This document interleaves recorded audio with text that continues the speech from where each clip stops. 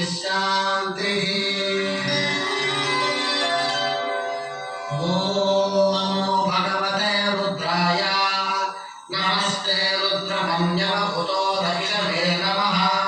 नमस्ते अस्तु धन्वने बाहुभ्यामुदते नमः। या दयुषः शिवतमा शिवं बभूवते धनुः। शिवाशरव्यायातवतया नो रुद्रमृडया। या ते रुद्र शिवा धनूरघोरा पापकाशिनी। जगत् शिवेन वचसा त्वाग्निसाक्षावदामसि। यथा नः सर्वमिज्जगन्यक्ष्मताय सहस्राक्षाय मेघुषे। अथो ये अस्य सत्त्वानो तेभ्यो करं नमः। प्रपञ्च तन्वनस्त्वमुभयोरात्मयोर्ज्याम्। याश्च ते हस्त इषवः पराता भगवो वा। देवतीनां पतये नमो नमो बभ्रुषाय विव्याधिनेन्नानां पतये नमो नमो हरिकेशायोपवीदिने पुष्टानां पतये नमो नमो भवस्य हेत्यै जगतां पतये नमो नमो रुद्राय तथा विधे क्षेत्राणां पतये नमो नमः श्रुताय यामेभ्यश्च वो नमो नमः स्वपद्भ्यो जाग्रद्भ्यश्च वो नमो नमः तिष्ठभ्यो धावद्भ्यश्च वो नमो नमः सभाभ्यस्तभापतिभ्यश्च नमो नमः उगणाभ्यस्त्रिगुहतेभ्यश्च वो नमो नमो वृक्षेभ्यो वृक्षपतिभ्यश्च वो नमो नमो व्रातेभ्यो व्रातपतिभ्यश्च वो नमो नमो गणेभ्यो गणपतिभ्यश्च वो नमो नमो विरूपेभ्यो विश्वरूपेभ्यश्च सर्वाय च पशुपतये च नमो नीलग्रीवाय च श्रीकण्ठाय च नमः कपद्दिने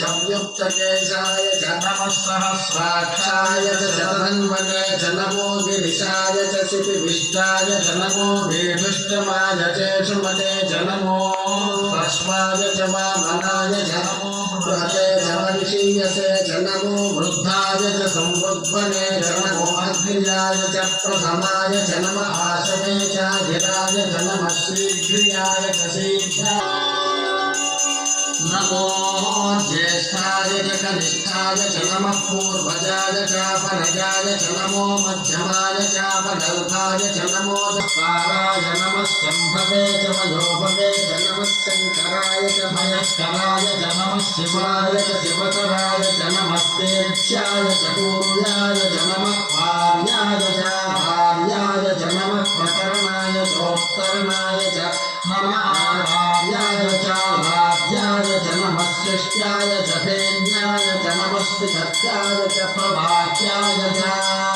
ग्रभामितोऽवधीर्घविष्णुं तो नमसा विधेमते।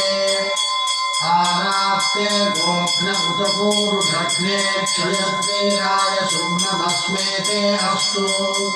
रक्षा च नो अर्यजदेव ब्रूह्यः च नश्यर्म यच्छद्विपर्भाः। स्तुतिश्रुतं वारुकमिव बन्धनान् मृत्योर्मुक्षीणमामृतात्। यो रुद्रो अग्नौ यो अप्सुयवोषधीषु यो रुद्रो विश्वा भुवना विवेश तस्मै रुद्राय नमोऽस्तु। तमुष्टु भुजस्पृशत्सुधन्वायो विश्वस्य क्षयति भेषजस्य। यक्ष्वा महेशौ मनसाय रुद्रं नमोभिर्देवमुसुरं दुश्च मे सुरं च मे सुपदं च मरुद्धं च मरुद्धिश्च मे कृत्तं च मे प्रतिप्रस्तारश्च मे शुक्रश्च मे मन्थी च महाग्रगणश्च मे वैश्वदेवश्च मे ध्रुवश्च मे वैश्वानरश्च मरुद्ग्रहाश्च मे तिग्राह्याश्च मे ऐन्द्राग्न